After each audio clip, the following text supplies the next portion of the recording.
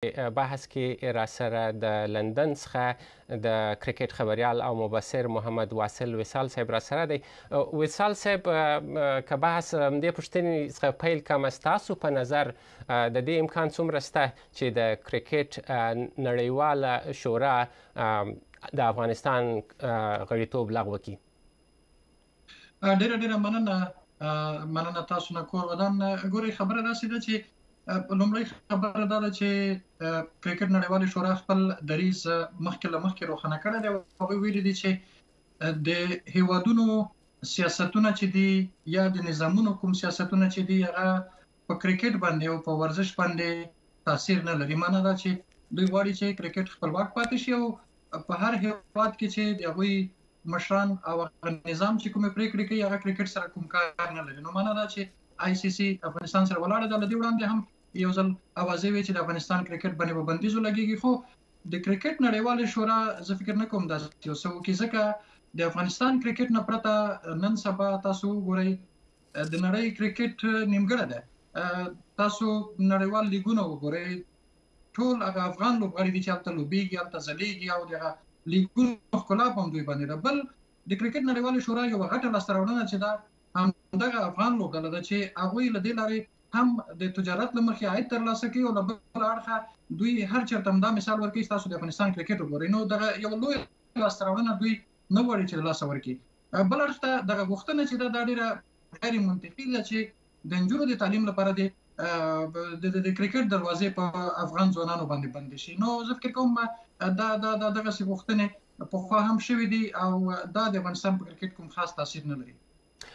ستاسې په نظر وصال صاحب په داسې حالت کې چې د چمپیونز ټرافي د سیالیو ته د میاشت څه کم پاتې ده، په داسې وضعیت کې دا غوښتنه مطرح کیږي په افغانستان کې د کومو محدودیتونو خبره چې کیږي پر نجونو او ښځو باندې، دا خو د تیرو 3 کلو راهیسې دا وضعیت روان دی. ستاسو په نظر باندې دغه غوښتنه په دغسې یو وخت کې ولې کیږي؟ ګورئ خبره داسې ده، دا یو شمېر خاص ډله ده مخصوصې کړې دي. هغوی د ځانونو د مطرح کولو لپاره دغسې اساس وختونه چې مطلب یو ډېر مهم ایونټ را رواني یا مثلا یو بل ډیره مهمه اساسه موضوع نو په دغه وخت کې دوی دغه مسایل یو دم را مطرح کړي. چمپیون ټرافي ډیره غټي سیالۍ دي، ډیره غټي لوبې دي.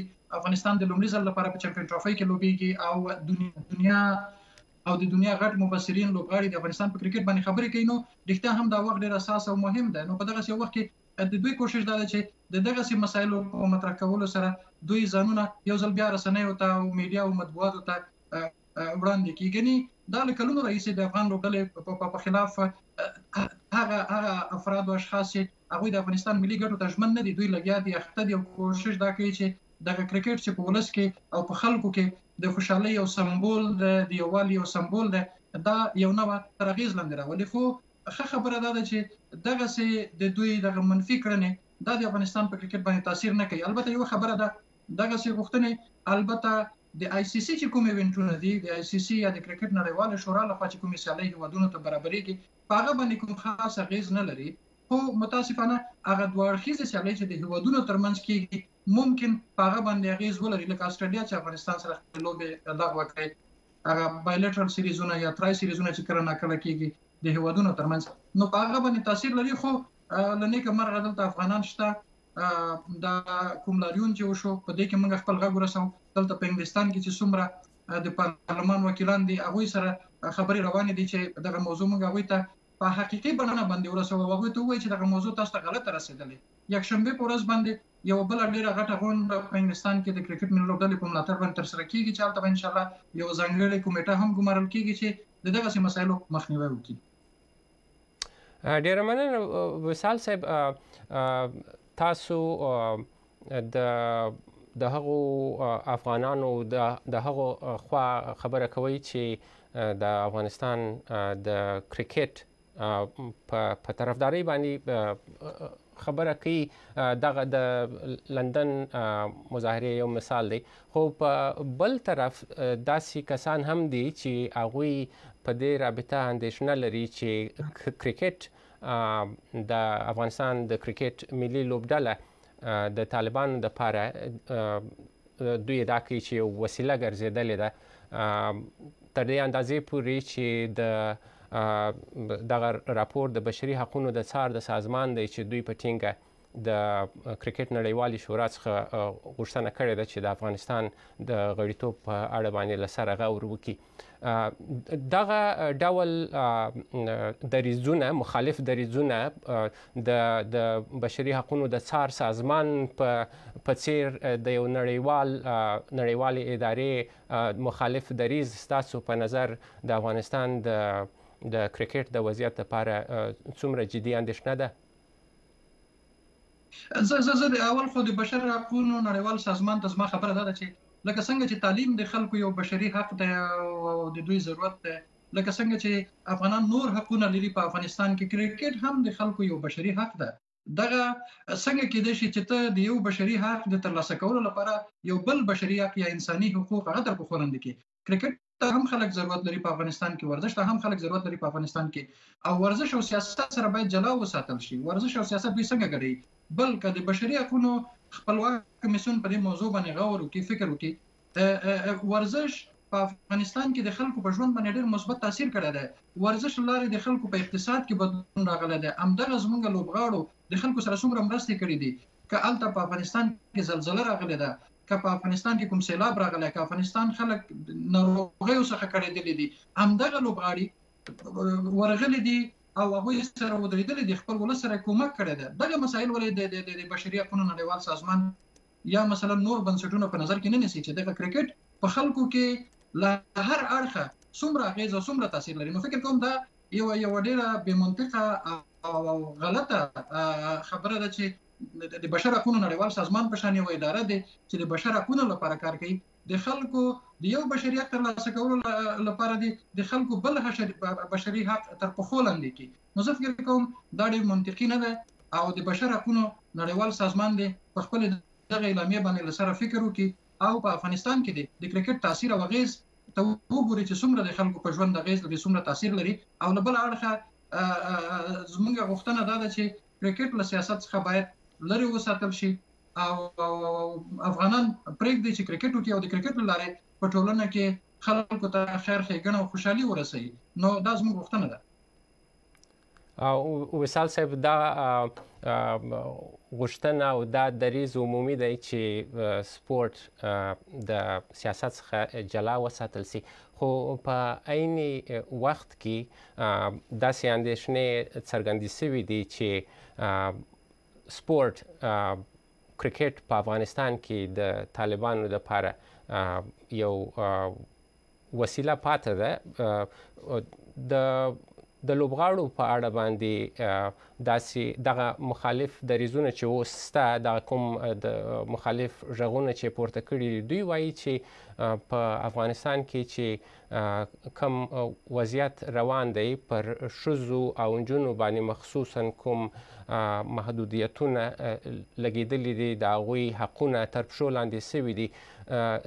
دغه د کرکټ لوبغاړو که څه هم وخت ناوخته به کوم بیان ورکړی وي چې خبره ډېره لویه شوې، خو قاطع دریځ نه دی نیولی، داسې موقف کې نه دی ظاهره شوي چې دوی خو د لوبغاړي دي چې د افغانستان دا اوس په دې کې شک نشته چې د افغانستان د خلکو دپاره دا د بریالیتوب یو بیلګه ده، نه یوازې سرګرمي ده د افغانستان د کرکټ ملي لوبډله دغه لوبغاړي، خو اندېښنه د خلکو دا ده چې دغو لوبغاړو خپل مکلفیت په سمه توګه د خپل ملت په وړاندې، د خپلو خلکو په وړاندې نه دی ادا کړی.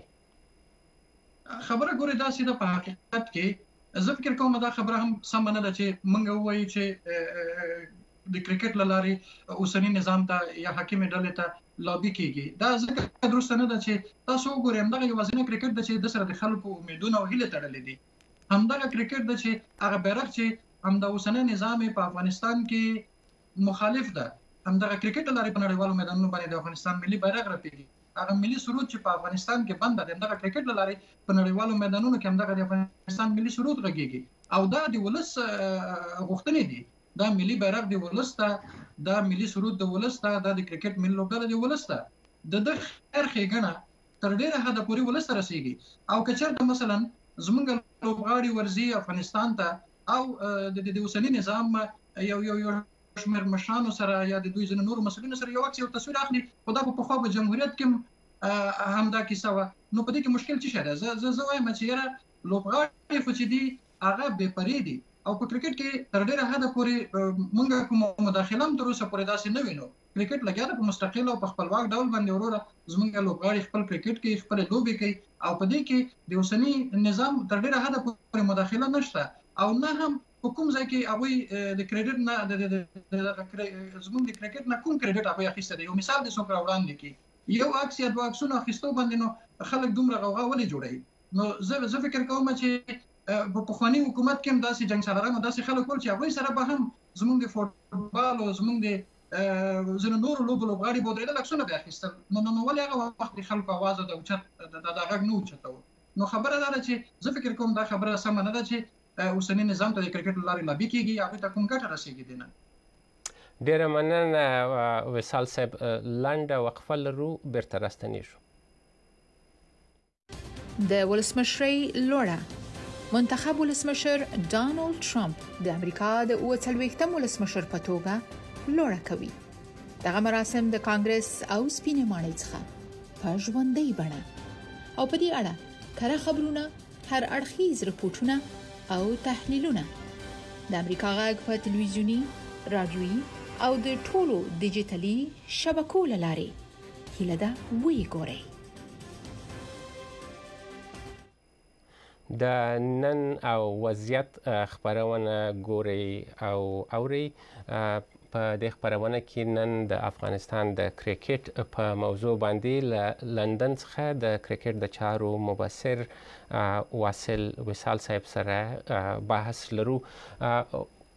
وصال صاحب، دغه اوس تر اوسه پورې چې څه ویل سوي دي، خبره تر دې رسېدلې ده چې د ملګرو ملتونو په کچه یو سازمان د کرکټ نړیوالې شورا څخه غوښتنه کړې ده. مخکې مو د بشري حقوقو د څار سازمان خبره وکړه. ستاسو په نظر دغه خبره څومره غټېدلی سي او د افغانستان د کرکټ دپاره څه جدي عواقب لرلی سي؟ ګورئ، خبره داسې ده، دغسې مسایل طبعا باید موږ له پامه ونه غورځوو. په ځانګړې توګه باندې د افغانستان کرکټ بورډ مسؤلین او مشران هم باید د نورو هیوادونو له کرکټ بورډونو سره باید خپل خبرې وکړي، هغوی سره باید تماسونه وساتي او هغوی ته باید قناعت ورکړي چې ورزش او سیاست باید له یو بل څخه لرې وساتل شي. نو دا یوه حل لاره ده. او بل دا چې دغسې غوښتنې او دغسې مسایل دا د افغانستان په کرکټ باندې څه تاثیر لري. ما مخکې هم یادونه وکړه چې دوی له پخوا راهیسې دغسې کوششونه کوي، دغسې هڅې کوي. په 2023 کال کې هم د بشر حقوقو نړیوال کمیسیون د کرکټ نړیوالې شورا څخه غوښتنه کړې وه چې د افغانستان په کرکټ د بندیز ولګوي، خو هغه غوښتنه بیا ونه منل شوه. دا اوس مثلا که د برتانیا وکیلانو غوښتنه کړې ده، د انګلند کرکټ بورډ دغه موضوع رد کړې ده او دوی ویلي دي چې وروره موږ د ICC یا د کرکټ نړیواله شورا په چوکاټ کې افغانستان سره خپلې لوبې کوو. نو دا تاثیر نه لري دومره خاص. خو ما ویلې یوازې په دوه اړخیزو لوبو باندې چې دوه هیوادونو ترمنځ بایلیټرل یا ترای سیریزونه کیږي، نو هغه باندې دا تاثیر لرلی شي. خو د دې د مخنیوي لپاره هم د کرکټ یو شمېر شنونکي خبریالان او هغوی چې د کرکټ مبصرین دي، د افغانستان کرکټ ساري او پالي، هغوی ناست نه دي. ان شاء الله موږ دلته په انګلستان کې ما مخکې یادونه وکړه، د یکشنبې په ورځ باندې یو پراخه غونډه لرو. هلته د کرکټ مبصرین، لوبغاړي او دوی راټولیږي او په دې باندې ګډ کار کیږي چې څنګه کولی شو چې د دغسې منفي هڅو چې د افغانستان کرکټ ته زیان رسوي، تاوان رسوي، د مخنیوی وشي. نو یوه ځانګړې کمیټه جوړیږي او هغه خلک چې د خپل شخصي ګټو لپاره، د خپل تجارت لپاره، د خپل بزنس لپاره د افغانستان د یو ملي ارزښت سره دغسې لوبې کوي، نو ان شاء الله د هغه مخنیوی به کیږي. او زه بیا هم خلکو ته ډاډ ورکوم چې د دوی دغسې غوښتنې په ځانګړې توګه باندې د کرکټ نړیوالې شورا په پریکړو باندې کوم خاص تاثیر نشي لرلی. وصال صاحب د کرکټ نړیوالې شورا په پریکړو باندې تاثیر څوک لري؟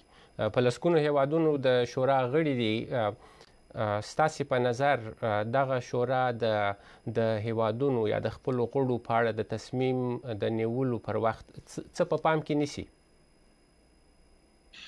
ګورئ، د کرکټ نړیوالې شورا افغانستان ته بشپړ غړیتوب په سوال کې نه دی ورکړی. افغانستان په مفت د کرکټ نړیوالې شورا بشپړ غړیتوب نه دی اخیستی. افغانستان کرکټ کړی، افغانستان په نړیوالو میدانونو کې ځلیدلی، د افغانستان لوبغاړي په نړیوالو لیګونو کې لوبېږي، هغوی ځلیږي. همدا اوس د نړۍ په کچه باندې دوه د سر لوبغاړي محمد نبي او راشد خان دي. د اوسني عصر تر ټولو بهترینه کرکټر راشد خان دی چې په هر کونج او په هر دنیا کې یادېږي. افغانستان ګوري تاسو له کوم ځای نه شروع وکړو، په کوم وخت کې څومره پرمختګ د افغانستان کرکټ وکړ. نو دا د افغان لوبغاړو خپل مهنت او خواري ده. د افغانستان د کرکټ ملي لوبډلې لاسته راوړنې دي او په ضمن کې د افغانستان د کرکټ بورډ د اوسنیو او پخوانیو مشرانو هڅې او هلې ځلې دي چې د افغانستان کرکټ تر دې ځایه رسېدلی دی او د کرکټ نړیواله شورا یې قانع کړې ده. د دوی دغه کرکټ ده، د دوی لوبې دي زموږ د لوبغاړو، او دغه دي چې د کرکټ نړیواله شورا په هڅو باندې دا تاثیر لري. دغه کارکردګي د لوبغاړو، دغه وړتیا او دغه پرفارمنس، او په ضمن کې په افغانستان کې چې زموږ ځوانان کوم کرکټ کوي، د کرکټ نړیواله شورا دوی ته پیسې ورکوي، امکانات ورکوي. نو دا په ټوله کې د افغان لوبډلې پرفارمنس، وړتیاوې تر سیمي فاینلونو پورې رسېدل، په نړیوالو جامونو کې ځلیدل، دا هغه څه دي چې دا هیڅکله د کرکټ نړیوالې شورا له پامه نشي غورځولی. نو دغه شیان د کرکټ نړیوالې شورا په هغه باندې پرفارمنس لري. دا خو نشي کېدای چې یوه ډله دې راپاڅېږي او وروره هسې مفت دې ووایي چې یاره د کرکټ د افغانستان په کرکټ باندې بندیز ولګوي، هغوی هم په پټو سترګو دا خبره ومني. دا امکان نه لري. ډېره مننه. په انګلیسي کې د ورست کیس سناریو یو اصطلاح ده، تر ټولو هغه ناوړه څه امکان پیښېدلی سي. ستاسې په نظر د دې احتمال چې که د کرکټ نړیواله شورا تصمیم نیسي چې د افغانستان غړیتوب لغوه کوي، بدیل د دغه لوبغاړو دپاره اوس خو یو ټالنټ جوړ شوی دی، د څه بدیل وینئ؟ دغه لوبغاړي څه کولی شي؟ ګوره، زه یوه خبره تاسو ته وکړم. دا هیڅ لنډې کې ووایاست، یو دقیقه پاته ده. په لنډه کې وایم، اول خو دا هیڅ امکان نه لري، ځکه دا یوه غیر منطقي غوښتنه ده. او بل که د کرکټ نړیوالې شورا دغسې یو پرېکړه کوي چې خدای مه کړه د افغانستان کرکټ له بندي سره مخ وي، دا یو وحشت دی، دا یو ظلم ده، دا د افغانانو په حق کې ډېره غټه جفا ده. او زه فکر نه کوم د کرکټ نړیواله شورا دې دغسې یو پرېکړه وکړي، دغسې یو فیصله دې وکړي او د دنیا ته د کرکټ لوی لوبغاړي او دغسې یو ځلیدونکي لوبغاړي د پامه